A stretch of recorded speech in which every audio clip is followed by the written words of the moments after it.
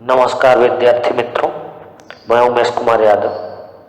कक्षा 8 के लिए हिंदी विषय पाठ्य पुस्तक हिंदी अरहुल हिंदी पाठमाला ये पुस्तक है आपकी, जिसमें पाठ नंबर 8 क्रांतिकारियों का तपोवन नामक पाठ के चैप्टर से संबंधित 2 वीडियो हमने इसके पहले दे चुके हैं। ये तीसरा वीडियो है जिसमें आपके टेक्स्ट बुक के प्रश्नों के उत्तर हैं, जिसमें आपके मौखिक प्रश्न हैं, लिखित हैं, लघु उत्तरी है, दीर्घ उत्तरी है, भाषा की बात है। इनसे संबंधित जितने भी प्रश्न हैं उन प्रश्नों पर आज हम लोग चर्चा करेंगे, उनको समझेंगे। तो सबसे पहले हम लोग आज मौखिक प्रश्न देखेंगे, मौखिक के बाद लघु उत्तरी, लघु उत्तरी के बाद दीर्घ उत्तरी, और इसके बाद तब हम आज भाषा की बात लास्ट में करेंगे। भाषा की बात के प्रश्नों का उत्तर आपको अपनी टेक्स्ट बुक में लिखना है, और भाषा की बात में कुछ सकर्मक और अकर्मक क्रिया से संबंधित एक अलग से वीडियो डाला गया है। उसको यदि आप चाहो अपनी फेयर नोटबुक में इस चैप्टर के मौखिक और लिखित प्रश्नों को समाप्त होने के बाद उसको लिख सकते हो, और उसे टेक्स्ट बुक के ऊपर नहीं लिखना है, ओनली आप अपनी फेयर नोटबुक में उसको लिखेंगे। और आपको फेयर बुक लिखने से पहले सबसे पहले चैप्टर का नाम, चैप्टर संख्या, शब्दार्थ, मौखिक प्रश्न और उनके उत्तर, लिखित प्रश्न और उनके उत्तर, इसके बाद जो सकर्मक अकर्मक क्रिया से संबंधित भाषा की बात का एक क्वेश्चन अलग से जो टेक्स्ट बुक से अलग है डाला गया, उसको भी आपको फेयर बुक पे लिखना है। तो आज हम लोग सबसे पहले मौखिक प्रश्न और उनके उत्तर के बारे में देखेंगे कि उनके प्रश्न क्या हैं और उनके उत्तर क्या हैं। पाठ नंबर 8 है क्रांतिकारियों का तपोवन अंडमान निकोबार। तो मौखिक प्रश्न, पहला प्रश्न आपका है कि अंडमान के प्रमुख बंदरगाह का नाम पोर्ट ब्लेयर क्यों पड़ा? पहला मौखिक प्रश्न है अंडमान के प्रमुख बंदरगाह का नाम पोर्ट ब्लेयर क्यों पड़ा? तो इसका जवाब हो जाएगा सन 1789 में 1789 में आर्की के वाल्ड ब्लेयर नामक एक अंग्रेज ने इन्हें फिर से खोज निकाला। माने यह द्वीप समूह क्या हो गया था, बीच में विलुप्त हो गया था, इसको कोई नहीं जानता था। लेकिन 1789 ईस्वी में आर्केल वाल्ड ब्लेयर नामक एक अंग्रेज ने इन्हें फिर से खोज निकाला, इस द्वीप को फिर से खोज निकाला। इसी खोज के नाम पर प्रमुख बंदरगाह का नाम पोर्ट ब्लेयर रखा गया। उस अंग्रेज के नाम पर, ब्लेयर नामक अंग्रेज के नाम पर इस बंदरगाह का नाम पोर्ट ब्लेयर रखा गया। प्रश्न था अंडमान के प्रमुख बंदरगाह का नाम पोर्ट ब्लेयर क्यों पड़ा? तो उत्तर इसका है सन 1789 ईस्वी में आर्किड वाल्ड ब्लेयर नामक एक अंग्रेज ने इन्हें फिर से खोज निकाला। इसी खोज के नाम पर प्रमुख बंदरगाह का नाम पोर्ट ब्लेयर रखा गया। नेक्स्ट क्वेश्चन आता है, देखें, कह रहा है लेकिन आज स्थिति बदल गई है। वाक्य में लेखक किस पूर्व स्थिति की ओर संकेत कर रहा है? मौखिक प्रश्न नंबर 2 है कि कह रहा है लेकिन आज स्थिति बदल गई है। कहाँ की स्थिति बदल गई है? अंडमान निकोबार द्वीप की। लेकिन आज स्थिति बदल गई है। वाक्य में लेखक किस पूर्व स्थिति की ओर संकेत कर रहा है? पूर्व माने पहले की स्थिति की ओर संकेत कर रहा है। यहाँ प्रश्न पूछ रहा है कि लेकिन आज स्थिति बदल गई। वाक्य में लेखक किस पूर्व स्थिति की ओर संकेत कर रहा है।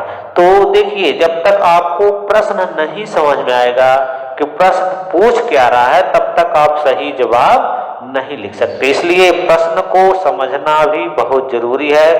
प्रश्न क्या कह रहा है उसको पढ़ेंगे, एक बार दो बार समझ में आएगा प्रश्न क्या जानना चाहता है, तभी आप सही उत्तर दे पाएंगे। और बिना प्रश्न के समझे उत्तर अगर देंगे तो कभी कभी आपके उत्तर क्या होते हैं, गलत हो जाते हैं। इसलिए पहले प्रश्न को समझो। प्रश्न क्या कर रहा है कि अंडमान निकोबार द्वीप लेख कह रहा है कि लेकिन जो अंडमान निकोबार द्वीप था जो है, लेकिन आज परिस्थितियां क्या हो गई हैं, बदल गई हैं। वाक्य में लेखक किस पूर्व स्थिति की ओर संकेत कर रहा है, तो इसके उत्तर को देखें।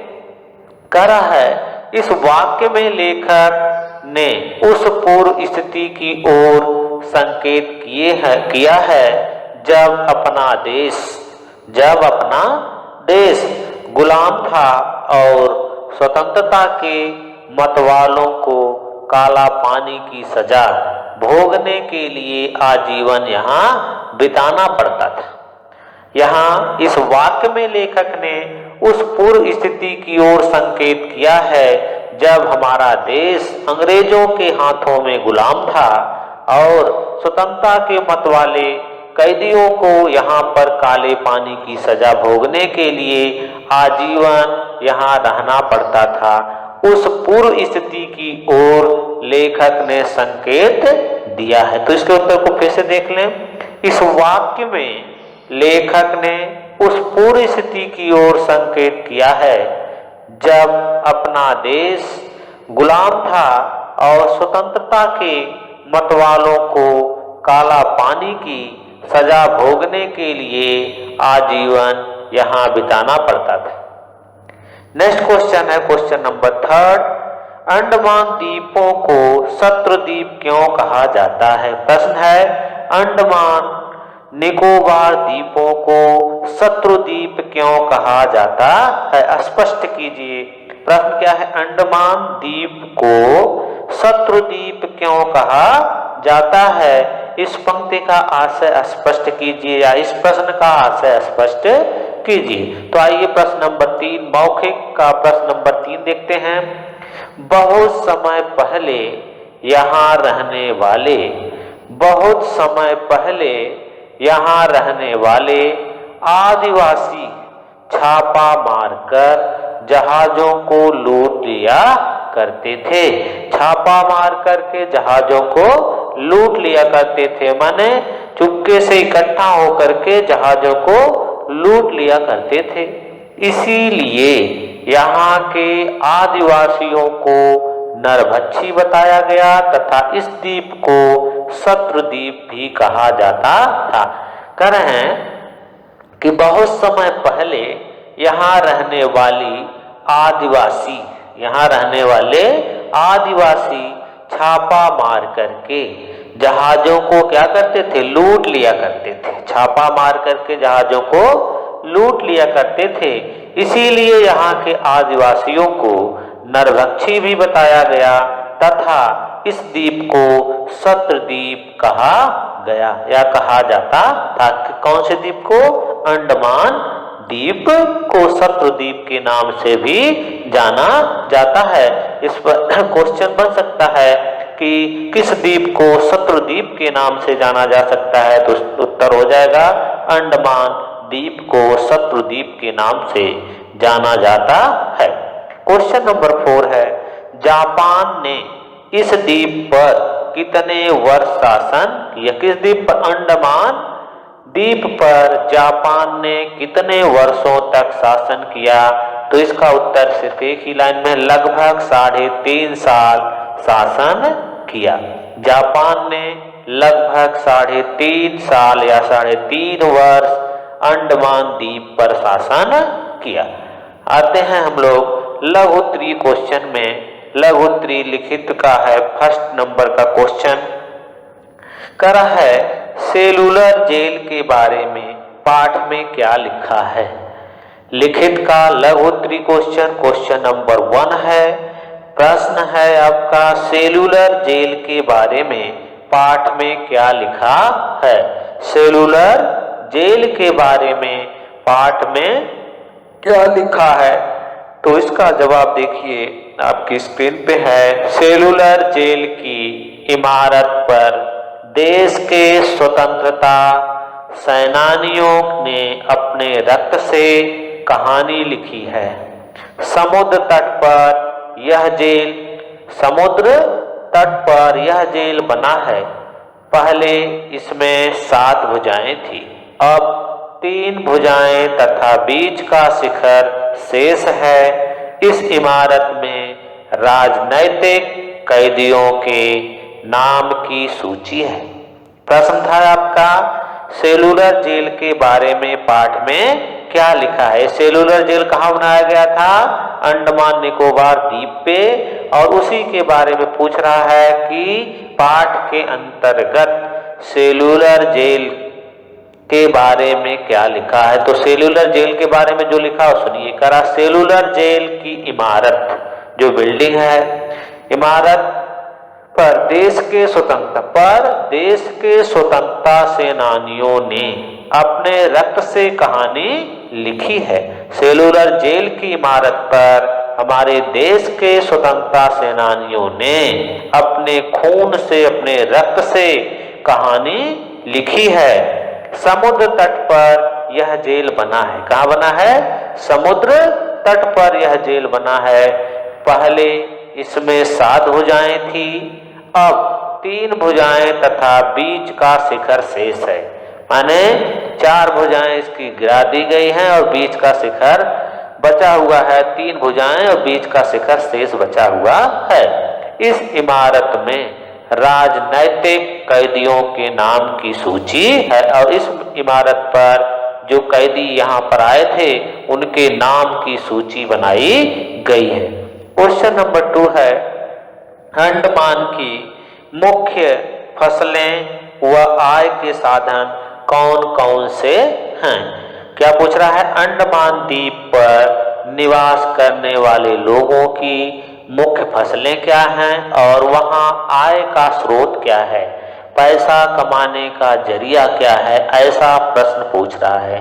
तो इसका जवाब है यहाँ की प्रधान उपज, अंडमान द्वीप की जो प्रधान उपज है नारियल, सुपारी और रबर। अंडमान द्वीप पर सबसे ज्यादा मात्रा में नारियल, सुपारी और रबर का उत्पादन होता है। आजकल धान की पैदावार बढ़ाने के प्रयत्न किए जा रहे हैं। धान माने चावल भाई, जिससे चावल प्राप्त होता है उस फसल का नाम है धान। आजकल धान की पैदावार बढ़ाने के प्रयत्न किए जा रहे हैं। यहाँ की आय का मुख्य साधन है इमारती लकड़ी और मछली। यहाँ के निवासी खेती के अतिरिक्त मछली पालन, सूअर पालन और नारियल के पेड़ लगाने का धंधा करते हैं। यहाँ करा है, यहाँ की मुख्य फसल जो है नारियल है, सुपारी और रबर है। और आजकल यहाँ पर धान की पैदावार को बढ़ाने के लिए प्रयत्न किए जा रहे हैं। और यहाँ की आय का जो मुख्य साधन है इमारती लकड़ियां, जो अच्छे अच्छे भवनों में लकड़ियां मजबूत लगती हैं, वो लकड़ियां वहां पर प्राप्त होती हैं। और मछली, यहाँ के निवासी खेती के अतिरिक्त मछली पालन, सूअर पालन और नारियल के पेड़ लगाने का धंधा करते हैं। यहाँ प्लाईवुड, माचिस के लघु उद्योग भी चलते हैं। यहाँ प्लाईवुड और माचिस के लघु माने छोटे उद्योग भी चलते हैं। फलों में यहाँ आम, कटहल, केले, अमरूद, अनानास, खरबूजा और तरबूजा होते हैं। यहाँ का जो भौगोलिक वातावरण है और यहाँ की जो फसलें हैं, यहाँ का जो व्यापार है अंडमान निकोबार द्वीप का, उसके बारे में ये क्वेश्चन पूरा बता रहा है। यहाँ पे क्या क्या पैदा होती है और किसका व्यापार होता है, आय के साधन क्या क्या हैं। तो इसको एक बार फिर से हम लोग देखते हैं। प्रश्न है लघु उत्तरी का क्वेश्चन नंबर 2, अंडमान की मुख्य फसलें व आय के साधन कौन कौन से हैं। तो जवाब है इसका, यहाँ की प्रधान उपज नारियल, सुपारी और रबर है। आजकल धान की पैदावार बढ़ाने के प्रयत्न किए जा रहे हैं। यहाँ की आय का मुख्य साधन इमारती लकड़ी है और मछली है। यहाँ के निवासी खेती के अतिरिक्त मछली पालन, सूअर पालन और नारियल के पेड़ लगाने का धंधा करते हैं। यहाँ प्लाईवुड और माचिस के लघु उद्योग भी चलते हैं। फलों में यहाँ आम, कटहल, केले, अमरूद, अनानास, खरबूजा और तरबूजा होते हैं। क्वेश्चन नंबर 3 है, अंडमान द्वीप समूह में कुल कितने द्वीप हैं। अंडमान द्वीप समूह में छोटे बड़े कुल मिलाकर के कितने द्वीप हैं, इसके बारे में पूछ रहा है। तो कह रहा है अंडमान द्वीप समूह में, इसका उत्तर हो जाएगा अंडमान द्वीप समूह में कुल 204 द्वीप हैं। कितने द्वीप हैं, 204 द्वीप हैं। अंडमान द्वीप समूह में कुल 204 द्वीप हैं। नेक्स्ट क्वेश्चन आता है आपका दीर्घ उत्तरी क्वेश्चन। दीर्घ उत्तरी क्वेश्चन नंबर 1 है, निकोबार द्वीप के लोग। निकोबार, अभी तक हम लोगों ने अंडमान द्वीप के लोगों के बारे में पढ़ा। निकोबार द्वीप के लोग अंडमान के लोगों से किस प्रकार अलग हैं।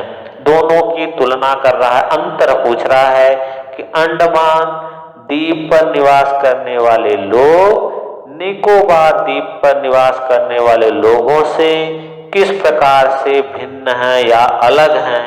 इसके बारे में दीर्घ उत्तरी क्वेश्चन नंबर 1 के उत्तर में हम लोग जानेंगे।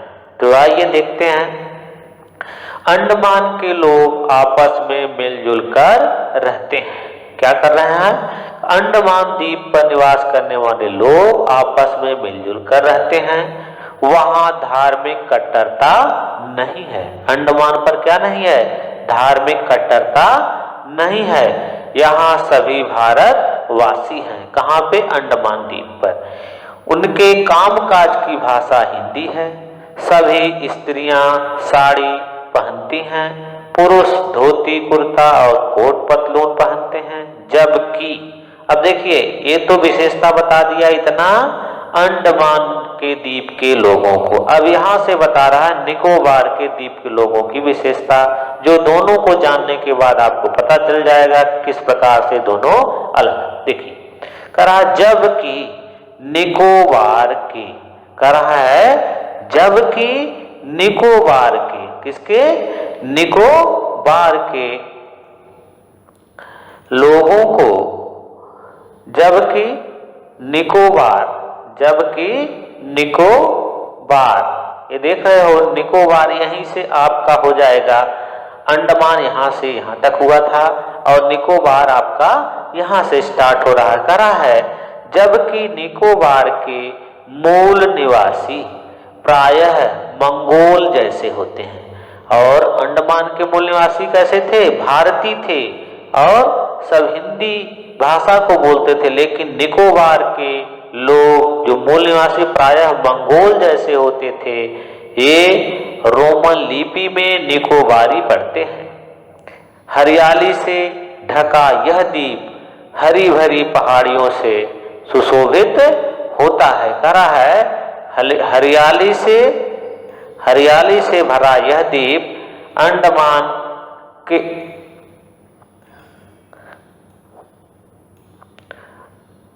जबकि निकोबार के मूल निवासी प्रायः मंगोल जैसे होते हैं। ये रोमन लिपि में निकोबारी पढ़ते हैं। हरियाली से ढका यह द्वीप, हरियाली से ढका यह द्वीप हरी भरी पहाड़ियों में सुशोभित है। हरी भरी पहाड़ियों में सुशोभित है। अंडमान का डरावनापन यहाँ नहीं है। तो आपने देखा कि अंडमान द्वीप पर वहां पे धार्मिक कट्टरता नहीं है, वहां सभी भारतवासी हैं, उनके कामकाज की भाषा हिंदी है, सभी स्त्रियां साड़ी पहनती हैं, पुरुष धोती कुर्ता कोट पतलून पहनते हैं। जबकि निकोबार के मूल निवासी कैसे होते हैं? प्रायः मंगोल जैसे होते, मंगोल जाति के लोगों से मिलते हैं और ये लोग रोमन लिपि में निकोबारी पढ़ते हैं। हरियाली से यह द्वीप ढका हुआ है, यहाँ की पहाड़ियाँ बहुत हरी भरी हैं और अंडमान जैसा डरावनापन निकोबार द्वीप समूह पर नहीं है। यही दोनों में अंतर है। तो क्वेश्चन नंबर 2 देखते हैं हम लोग। करा है अंडमान में रहने वाली जातियां कौन कौन सी हैं? अंडमान द्वीप पर रहने वाली जातियों के बारे में पूछ रहा है कि कौन कौन सी जातियां हैं, उन जातियों का नाम क्या है। तो देखिए दीर्घ उत्तरी का क्वेश्चन नंबर 2 का उत्तर है अंडमान में रहने वाले आदिवासी ओगी कहलाते हैं। क्या कहलाते हैं? ओगी कहलाते हैं। अंडमान द्वीप समूह पर रहने वाले आदिवासी ओगी कहलाते हैं। दक्षिण और मध्य अंडमान पर, दक्षिण और मध्य अंडमान पर जारवा जाति के लोग रहते हैं। कौन से जाति के? जारवा जाति के। देख रहे हैं यहाँ पे सिंगल इन्वर्टेड कॉमा लगा है, जिसे हिंदी में अवतरण चिन्ह के नाम से जानते हैं। करा है कि मध्य अंडमान में जारवा जाति के लोग रहते हैं। सेंटिनेरी द्वीप समूह में, सेंटिनेरी द्वीप समूह में, सेंटिनेरी निकोबार में निकोबारी और ग्रेट निकोबार में शोम्पेन जाति के लोग रहते हैं। पूछ क्या रहा है? प्रश्न क्या था कि अंडमान में रहने वाली जातियां कौन कौन सी थी? इसका उत्तर है अंडमान में रहने वाली आदिवासी ओगी कहलाते हैं। दक्षिण और मध्य अंडमान में जारवा जाति के लोग रहते हैं। सेंटिनेरी द्वीप समूह में सेंटिनेरी, निकोबार में निकोबारी और ग्रेट निकोबार में शोम्पेन जाति के लोग निवास करते हैं। क्वेश्चन नंबर 3 है आपका अंडमान द्वीप की प्राकृतिक सुषमा का वर्णन कीजिए। प्राकृतिक सुंदरता का वर्णन कीजिए। क्वेश्चन नंबर 3 है दीर्घ उत्तरी का। अंडमान द्वीप समूह, अंडमान द्वीप समूह प्राकृतिक सुषमा से ओतप्रोत है, प्राकृतिक सुंदरता से पूर्ण है। अनंत समुद्र के बीच, अनंत समुद्र के, अनंत माने जिसकी सीमा निश्चित न हो, अनंत समुद्र के बीच में हरे भरे वन प्रदेशों से आच्छादित माने ढका हुआ या घिरा हुआ। बृहद अंडमान, बृहद माने बड़े अंडमान में कुछ पहाड़ियां हैं जो छोटी छोटी उपत्यकाओं का निर्माण करती हैं। उपत्यका में होता है पहाड़ के नीचे का जो क्षेत्रफल होता है, जो जमीन होती है, उसे उपत्यका कहा जाता है, या पहाड़ के नीचे वाली जमीन को उपत्यका के नाम से जाना जाता है। इसका सबसे ऊंचा शिखर सैंडल पीक है। कौन सा है? सैंडल पीक है, जिसकी ऊंचाई 2400 फुट है। फिर से देख लें इसको। करा है अंडमान द्वीप समूह प्राकृतिक सुषमा से ओतप्रोत है। अनंत समुद्र के बीच में हरे भरे वन प्रदेश से आच्छादित है। बृहद अंडमान में कुछ पहाड़ियां हैं जो छोटी छोटी उपत्यकाओं का निर्माण करती हैं।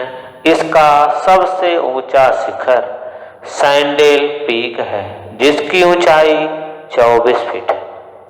क्वेश्चन नंबर ग आता है, करा है कि आशय स्पष्ट कीजिए। जो प्रश्न दिए गए हैं उनका आशय, उनका मतलब पूछ रहा है। पहला प्रश्न है विभिन्नता में ही वास्तविक एकता होती है। इस लाइन का अर्थ बताइए। क्या कर रहा है? विविधता में भी वास्तविक एकता होती है। तो देखिए कर रहा है यहाँ विभिन्न जाति के लोग आपस में मिलकर रहते हैं। विभिन्न धर्मों के लोग यहाँ पर हैं। लेकिन उनमें धार्मिक कट्टरता बिल्कुल नहीं है। विवाह में भी जाति और प्रांत का विशेष ध्यान नहीं रखा जाता, इसलिए यहाँ विविधता में एकता देखने को मिलती है। क्वेश्चन नंबर 2 देखिए। क्वेश्चन नंबर 2 है ऐतिहासिक दृष्टि से, किस दृष्टि से? ऐतिहासिक दृष्टि से भी ये दीप क्रांतिकारियों का तपोवन होने के कारण हमारे लिए तीर्थ स्वरूप है। ऐतिहासिक दृष्टि से भी ये दीप क्रांतिकारियों का तपोवन होने के कारण हमारे लिए तीर्थ स्वरूप हैं। तो देखिए ऐतिहासिक दृष्टि से भी ये दीप क्रांतिकारियों का तपोवन होने के कारण तीर्थ स्वरूप हैं। सैलानियों का स्वर्ग भी बन गया है। यहाँ आए हुए प्रत्येक व्यक्ति अपने स्वतंत्रता के मतवालों को याद करता है। यहाँ पर आया हुआ प्रत्येक व्यक्ति जो स्वतंत्रता के लिए मतवाले सेनानी थे उनको याद करता है और देशभक्त की भावना से विभोर हो उठता है। समुद्र के वास्तविक सौंदर्य का आनंद भी लेता है और प्राकृतिक सुषमा के साथ कलोल भी करता है, खेलता है, आनंद का अनुभव करता है। फिर से देख लें इसको। करा है ऐतिहासिक दृष्टि से भी ये दीप क्रांतिकारियों का तपोवन होने के कारण तीर्थ स्वरूप है। हम लोगों के लिए तीर्थ के समान है। क्यों? सैलानियों का स्वर्ग भी बन गया है। आज यह दीप सैलानियों का स्वर्ग बन गया है। यहाँ आए हुए प्रत्येक व्यक्ति अपने स्वतंत्रता के मतवालों को याद करता है और देशभक्त की भावना से विभोर हो उठता है। समुद्र के वास्तविक सौंदर्य का आनंद भी लेता है और प्राकृतिक सुषमा के साथ कलोल भी करता है। तो इस प्रकार से आपके मौखिक प्रश्न, लिखित प्रश्न, लघु उत्तरी और दीर्घ उत्तरी समाप्त होते हैं। इस वीडियो को आप एक बार दो बार देखो और इसके साथ साथ इसको आप अपनी फेयर नोटबुक पर नोट करेंगे। इसके बाद भाषा की बात आती है। भाषा की बात में आपको टेक्स्ट बुक पे ही करना है। भाषा की बात के प्रश्नों को टेक्स्ट बुक पे ही करना है। तो चलिए भाषा की बात स्टार्ट करते हैं। भाषा की बात करा निम्नलिखित शब्दों के दो पर्यायवाची शब्द लिखिए। शब्द भी मैं बोल रहा हूँ और इसके बाद इसके पर्यायवाची शब्द आपका है समुद्र। शब्द क्या है? समुद्र है। उसके दो पर्यायवाची, एक तो है सागर, दूसरा है सिंधु। दूसरा क्वेश्चन है आपका किनारा। किनारा तट या तीर। जैसे कहते हैं नदी का किनारा, समुद्र का किनारा, उसे तट या तीर बोला जाता है। थर्ड नंबर पे है युद्ध। युद्ध के लिए पर्याय होगा लड़ाई, संग्राम। चौथा आपका होगा एकत्र, एकजुट, इकट्ठे। पांचवा है आपका जेल, कारागार, बंदीगृह। छठा है जंगल, कानन, विपिन, वन का पर्यायवाची है। फिर आता है करा अनेक शब्दों के लिए एक शब्द। अनेक शब्दों के लिए एक शब्द लिखिए। इसकी परिभाषा मैंने पहले बता दिया है। ऐसे वाक्य जिन्हें एक ही शब्द में व्यक्त किया जाए।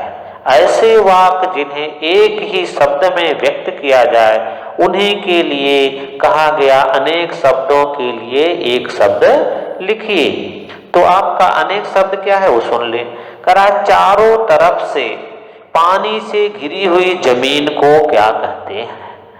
ये तो आपका वाक्य है, शब्द है। उसके लिए एक शब्द क्या होगा? उसके लिए एक शब्द होगा दीप। चारों तरफ से पानी से घिरी हुई आकृति को हम क्या कहेंगे? दीप कहेंगे। नेक्स्ट है दूसरा, राजनीति से संबंध रखने वाले के लिए एक शब्द क्या होगा? राजनैतिक। तीसरा है जिसका विवाह न हुआ हो, अविवाहित। फिर आता है प्रश्न नंबर निम्नलिखित शब्दों में इत प्रत्यय लगाकर लिखिए। क्या कर रहा है? इत प्रत्यय लगा करके लिखना है। शब्द आपकी टेक्स्ट बुक में दिए गए हैं और उसमें जोड़ना क्या है? इत लगाना है। इत लगा करके आपको प्रत्यय युक्त शब्द बनाना है। प्रत्यय की परिभाषा है, कोई भी वर्ण या शब्द किसी मूल शब्द के पीछे लग करके उसके अर्थ में परिवर्तन ला दे, उसे हम प्रत्यय कहते हैं।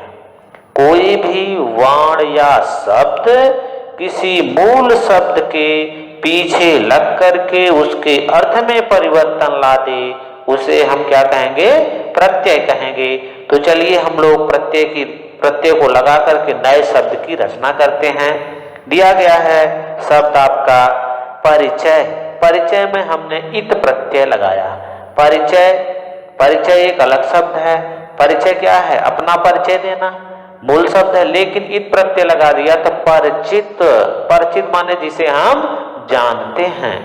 और नेक्स्ट है फिर आपका विकास। विकास में इत प्रत्यय लगा दिया तो विकसित हो गया। फिर नेक्स्ट आता है प्रचलन। प्रचलन कहते हैं ये भाषा प्रचलन में है। प्रचलन माने जो चल रही है। अब क्या हो गया? प्रचलित। इत प्रत्यय लगा क्या हो गया? प्रचलित बन गया। नेक्स्ट है लिख। लिख का होगा इत प्रत्यय लगाएंगे लिखित। फिर होगा आच्छादन, इसमें इत प्रत्यय लगा देंगे आच्छादित बन जाएगा। सुगंध में इत प्रत्यय लगाएंगे सुगंधित हो जाएगा। इस प्रकार से आपको टेक्स्ट बुक में कैसे लिखना है वो भी वीडियो इसके नीचे आपको मिल जाएगा। ये तो बस समझाने के लिए मैंने रखा था। इसके बाद आता है आपका क्वेश्चन नंबर जो कहता है कि क्रियापदों को रेखांकित कीजिए तथा बताइए कि क्रिया सकर्मक है, क्रिया अकर्मक है। इसको आपको टेक्स्ट बुक में तो नहीं लिख पाएंगे। इसके लिए जैसे ही मौखिक और लिखित प्रश्न आपके समाप्त हो जाते हैं तो आप उसी चैप्टर के साथ वहां पीछे एक क्रिया की जो परिभाषाएं हैं, सकर्मक क्रिया, अकर्मक क्रिया, इनके उदाहरण को लिख लेंगे तो आपको पहचानने में आसान हो जाएगा। इसके बाद जो बाकी की एक्सरसाइज है आपको टेक्स्ट बुक पे करना है। तो इतनी बात को ध्यान में रखना। जो क्रिया है, क्रिया की परिभाषा है, सकर्मक क्रिया, अकर्मक क्रिया, इनको आप अपनी नोटबुक में लिखेंगे और बाकी जो एक्सरसाइज है टेक्स्ट बुक में लिखेंगे। तो सकर्मक क्रिया और अकर्मक क्रिया को जानने से पहले हमें क्रिया को जानना होगा। क्रिया क्या होती है, क्रिया की क्या परिभाषा होती है, क्रिया किसे कहते हैं। तो साधारण बोलचाल की भाषा में हम लोग कहते हैं जिन शब्दों के द्वारा किसी कार्य के होने का ज्ञान हो, जिन शब्दों के द्वारा किसी कार्य के होने का ज्ञान हो, उसे हम क्या कहते हैं? क्रिया कहते हैं। जिन शब्दों के द्वारा किसी कार्य के होने का या करने का ज्ञान होता है उसे हम क्रिया कहते हैं। अब परिभाषा देखिए जो बुकों में लिखी गई वो क्या कह रही है? जिन शब्दों से किसी कार्य के होने, करने अथवा किसी स्थिति का बोध हो उन्हें हम क्रिया कहते हैं। तो आपको सीधी सीधी परिभाषा दिमाग में बैठा लेना है। जिस शब्द के द्वारा किसी कार्य के होने या करने का ज्ञान होगा उसे हम क्रिया कहेंगे। तो आइए क्रिया के कुछ उदाहरण भी दिए गए हैं।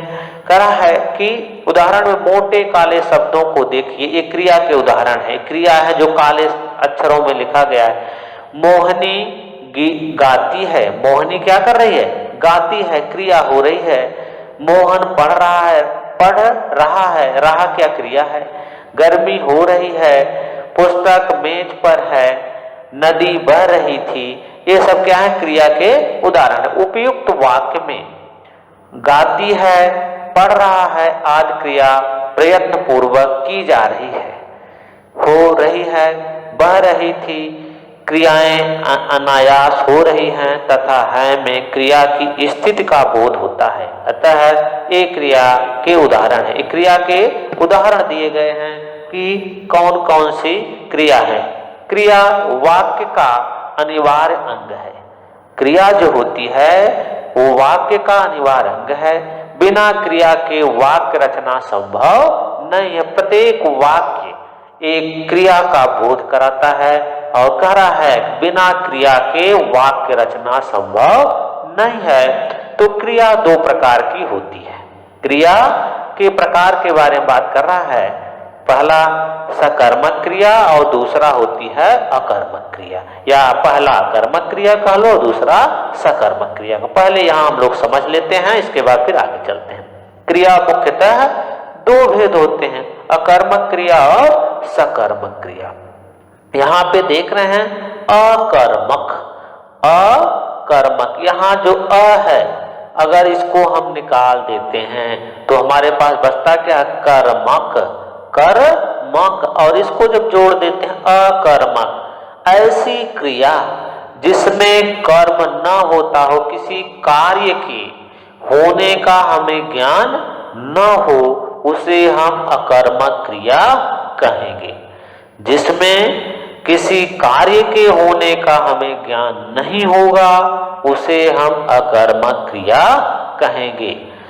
या एक चीज और साधारण सी बात है, जिसमें कोई क्रिया न होती हो, कोई कर्म न होता हो, उसे अकर्मक कहेंगे। जिसमें कोई कर्म न होता हो उसे अकर्मक क्रिया कहेंगे। दूसरा है सकर्मक क्रिया, जिस क्रिया में कर्म सन्निहित हो उसे सकर्मक क्रिया कहते हैं। एक परिभाषा और सुन लो, कर्ता, कर्ता माने होता है करने वाला।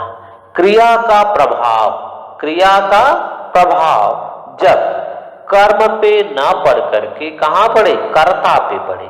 क्रिया का प्रभाव जब कर्म पे ना पड़ करके कर्ता पे पड़े तो वहां पे अकर्मक क्रिया होती है। और दूसरा सकर्मक क्रिया, क्रिया का प्रभाव कर्ता पे न पड़ करके कहां पड़े, कर्म पर पड़े। क्रिया का प्रभाव कर्ता पे न पड़ करके कर्म पर पड़ेगा तो वहां सकर्मक क्रिया होगी।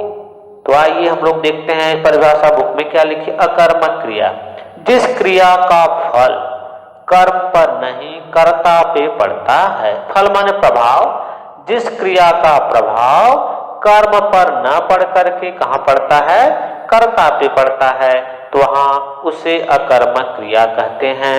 दूसरे शब्दों में अकर्मक क्रिया में किसी कर्म की आवश्यकता नहीं होती, किसी कर्म की आवश्यकता नहीं होती और क्रिया का प्रभाव सीधा कहां जाता है, कर्म कर्ता पे जाता है, कर्म उसमें नहीं। उदाहरण के रूप में देखिए, मोर नाचता है, मोर कर्ता क्या है, मोर है, नाचना क्रिया है। इसमें किसी भी प्रकार का कर्म नहीं दिखाया जा रहा है। और जब कर्म होगा तो कर्म क्या होगा, कम होगा या बढ़ेगा। इसमें नाचना कम होना या बड़ा होना कुछ भी नहीं हो रहा है। मोर नाचता है तो इसमें मोर कर्ता पे क्रिया का प्रभाव पड़ रहा है, इसलिए यहाँ पे अकर्मक क्रिया होगी। मोहन हंसता है, यहाँ भी हंसना जो है मोहन कर्ता पे इसका प्रभाव पड़ रहा है, इसलिए यहाँ पर भी क्रिया अकर्मक होगी। और कुछ जगहों पे आपने सुना होगा, पढ़ा होगा, क्रिया के साथ, क्रिया के पहले क्या, किसको, क्योंकि वाक्य या शब्दों को लगा करके देखें, अगर जवाब मिलता है तो क्रिया सकर्मक है और जवाब नहीं मिलता तो क्रिया अकर्मक है। लेकिन यह फार्मूला लगभग 70% ही सही होता है, 100% नहीं सही होता। 70% में तो आपको जवाब मिल जाता है, क्यों, किसको लगाने पर जवाब अगर मिलता है सही तो क्रिया सकर्मक है, जवाब नहीं मिलता है क्रिया अकर्मक है। लेकिन मोटी मोटी परिभाषा आप ये जाने, जब क्रिया का प्रभाव सीधा कर्ता पे पड़े तो वहां क्रिया अकर्मक होगी और जहां क्रिया का प्रभाव कर्म पे पड़ेगा वहां क्रिया सकर्मक होगी। तो देखिए इनमें क्रमशः नाचना, हंसना क्रिया में किसी कर्म की आवश्यकता नहीं है, किसी कर्म की आवश्यकता नहीं है। ये एक सहज क्रिया है, एक यह सहज क्रिया है, इसमें कोई कार्य का होने का बोध नहीं हो रहा है, इसलिए इसे अकर्मक क्रिया के अंतर्गत रखा गया। ये सीधे सीधे अपने कर्ता पदों से संबंधित हैं। नाचने और हंसने का आधार क्रमशः मोर और मोहन है, इसलिए यहाँ पर क्रिया अकर्मक हो जाएगी। सकर्मक क्रिया की परिभाषा देखिए, जिस क्रिया का फल माने परिणाम कर्म पर पड़ता हो तथा जिसके प्रयोग में कर्म की अनिवार्यता बनी रहती है उसे सकर्मक क्रिया कहते हैं। करा है कि जिस क्रिया का फल कर्म पर पड़ता हो तथा जिसके प्रयोग में कर्म की अनिवार्यता बनी रहती है उसे सकर्मक क्रिया कहते हैं। ऐसी क्रिया जिसमें किसी चीज का होने का बोध हो, बढ़ने का बोध हो, घटने का बोध हो, तो वहां पे सकर्मक क्रिया हो जाएगी। और जहां पे वस्तु में किसी भी प्रकार का परिवर्तन नहीं आ रहा है, वो वस्तु क्लियर नहीं हो पा रही है, वहां पर अकर्मक क्रिया हो जाएगी। परिभाषाओं से ही स्पष्ट है, जहां कर्ता क्रिया का प्रभाव कर्ता पे पड़ेगा, करने वाले पे पड़ेगा, वहां कर्मक होगी। और जहां पर क्रिया के प्रभाव कर्म पे पड़ेगा वहां सकर्मक क्रिया हो जाएगी। तो देखिए आगे कह रहा है कि राम ने बेर खाई। राम ने बेर खाई, जो फार्मूला बताया मैंने, क्रिया के पहले क्या लगा देंगे, जवाब आएगा तो हमारी क्रिया सकर्मक हो जाएगी। राम ने क्या खाए, राम ने बेर खाए। राम ने क्या खाए, क्या लगाया, पूछा राम ने क्या खाए, राम ने बेर खाए। बेर जो है आपका कर्म है, जहां पर किसी चीज को घटने बढ़ने का बोध होगा वो कर्म है। और कर्म में जब कर्म रहेगा क्रिया में तो वह क्रिया सकर्मक हो जाएगी। नेक्स्ट है, यहां खाया, क्रिया का प्रभाव बेर पर पड़ रहा है, न कि राम पर। कहां पड़ रहा है, बेर पर पड़ रहा है। बेर कर्म के बिना खाए क्रिया पूर्ण स्पष्ट अर्थ नहीं देती, अतः खाए सकर्मक क्रिया है। कुछ अन्य उदाहरण भी दिए गए हैं, वो देख लें। क्या कह रहा है कि अकर्मक और सकर्मक क्रिया के जो उदाहरण हैं वे इस प्रकार आपको यहाँ आपकी टेक्स्ट बुक में भी दिए गए हैं, लेकिन इन परिभाषाओं के एक दो बार आप सुनिए, इनको देखिए, तो जाकर के आपके दिमाग में ठीक से बैठेंगे। अनुराग ने फल खरीदे। अनुराग ने फल खरीदे, अगर इसको हमको चेक करना, अनुराग ने क्या खरीदे, जवाब आ रहा है फल खरीदे, तो हमारा सकर्मक क्रिया में जवाब नहीं मिलता तो क्रिया अकर्मक हो। राम ने रावण को मारा। राम ने किसको मारा, रावण को मारा। किसको लगाकर जब प्रश्न पूछा गया तो यहाँ जवाब आया रावण को मारा, तो यहाँ भी क्रिया सकर्मक हो जाती है। अब आइए आपके टेक्स्ट बुक में जो कुछ प्रश्न दिए हैं उन प्रश्नों पर हम लोग चर्चा करते हैं। जो क्वेश्चन नंबर ख ग, ये तो पहले से हमने करवा भी दिया है, फिर भी आप देख लो। अनेक शब्दों के लिए एक शब्द लिखिए। चारों तरफ से पानी से घिरी हुई जमीन द्वीप। राजनीति से संबंधित राजनैतिक, जिसका विवाह न हुआ हो अविवाहित। निम्नलिखित शब्दों में इत प्रत्यय लगाकर लिखिए। इसकी परिभाषा और प्रत्यय का प्रयोग पहले से बता दिया था। परिचय परिचित, विकास विकसित, प्रचलन प्रचलित, लिख लिखित, आच्छादन आच्छादित, सुगंध सुगंधित। तो इस प्रकार से आपके ये इत प्रत्यय से प्रयोग थे। अब आइए जो आपने सकर्मक क्रिया और अकर्मक क्रिया पढ़ा, अब उसका हम उदाहरण के रूप में प्रयोग करेंगे। कैसे हमें पता चलेगा क्रिया सकर्मक है अकर्मक है, उसको हम लोग जानेंगे। पहले देखिए, करा है क्रियापदों को रेखांकित कीजिए। पहले तो क्रिया को चिन्हित करना है, कौन कौन सी क्रिया है, तथा बताइए कि क्रिया सकर्मक है या अकर्मक है। तो सबसे पहले हम लोग जितनी भी क्रियाएं हैं उनको अंडरलाइन कर लेते हैं।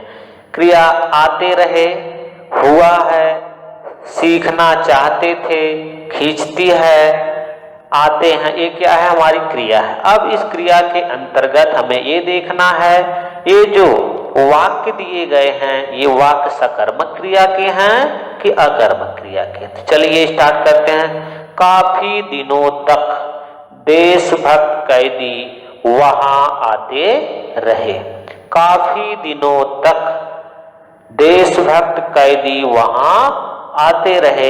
यहाँ पर किसी चीज का कम होने का कहीं बोध नहीं हो रहा है और क्रिया का प्रभाव कहाँ सीधा पड़ रहा है, काफी दिनों तक। यहाँ सीधा किसके ऊपर पड़ रहा है, कर्ता के ऊपर पड़ रहा है, इसलिए यहाँ क्रिया क्या हो जाएगी, अकर्मक हो जाएगी। नेक्स्ट है, अधिकांश प्रदेश सघन वनों से घिरा हुआ है। अधिकांश प्रदेश सघन वनों से घिरा हुआ है। तो इसमें क्रिया के साथ क्या लगाएंगे, अधिकांश प्रदेश किसको लगाएंगे, अधिकांश प्रदेश किससे घिरा हुआ है, तो जवाब आएगा अधिकांश प्रदेश वनों से घिरा हुआ। वन क्या है, कर्म है, वन कर्म है, इसलिए यहाँ पर हमारा सकर्मक क्रिया हो जाएगी। नेक्स्ट है, अंग्रेज इन्हें सबक सिखाना चाहते थे। अंग्रेज इन्हें सबक सिखाना चाहते थे। क्या किसको वाला नियम पहले लगाते, अंग्रेज क्या सिखाना चाहते थे, जवाब मिला सबक। सबक हमारा क्या है, कर्म है। यहाँ जब जिस वाक्य में कर्म सन्निहित होगा वह सकर्मक क्रिया हो जाएगी। नेक्स्ट है, यहाँ की हरियाली पर्यटकों को अपनी ओर खींचती है। यहाँ की हरियाली पर्यटकों को अपनी ओर खींचती है। खींचती है, यहाँ हम लोग क्या किसको लगाने पर अगर जवाब आ रहा है तो हमारी क्रिया कैसी होगी, सकर्मक होगी। यहाँ की हरियाली पर्यटकों को अपनी ओर क्या कर रही है, खींच रही है, तो यहाँ भी सकर्मक क्रिया है। नेक्स्ट है, अंडमान निकोबार की प्राकृतिक छटा देखने के लिए दर्शक आते हैं। तो प्रश्न बन जाएगा, अंडमान निकोबार की प्राकृतिक छटा देखने के लिए दर्शक आते हैं। आते हैं क्या है, आपकी क्रिया है। इसके साथ क्या किसको लगाने पर जवाब मिलेगा, तो क्रिया सकर्मक हो गई। अंडमान निकोबार की क्या देखने के लिए दर्शक आते हैं, प्राकृतिक छटा। प्राकृतिक छटा हमारा कर्म है, इसलिए यहाँ पे सकर्मक क्रिया हो जाएगी। नेक्स्ट आता है, हम लोग और देखते हैं आगे, करा है रेखांकित शब्दों के वचन बदलकर वाक्य पुनः लिखिए। कुछ शब्द दिए गए हैं और उन शब्दों को वचन में परिवर्तन करना है। क्या है, एक वचन, हिंदी में आपने पढ़ा एक वचन और बहुवचन। जो शब्द या वाक्य एक वचन में दिए गए हैं उनको हमें किस में बदलना है, बहुवचन में बदल देना है, और जो बहुवचन में दिए गए हैं उन्हें एक वचन में बदलना है। दो ही हैं, एक वचन और बहुवचन। तो चलिए स्टार्ट कर लेते हैं। घर में पानी नहीं है, घर में पानी नहीं है, ये एक वचन का वाक्य है। घर में, एक घर का बोध करा रहा है, घर में पानी नहीं है, तो इसको बहुवचन बदलेंगे। घरों में क्या करेंगे, घरों में पानी नहीं है, इसको बहुवचन बदल दिया। लड़की ने ताली बजाई, लड़की ने ताली बजाई, इसको बहुवचन बदलना है, लड़कियों ने तालियां बजाई। नेक्स्ट है, कमरे में दरी बिछा दी, कमरे में दरी बिछा दी, कमरे में दरी बिछा दी, इसको बहुवचन बदलना है, कमरों में दरियां बिछा दी। बगीचे में फूल खिला है, क्वेश्चन नंबर 4 है अंक का, बगीचे में फूल खिला है, इसको बहुवचन बदलना है, बगीचों में, यहाँ चे था, बगीचों में फूल खिले हैं।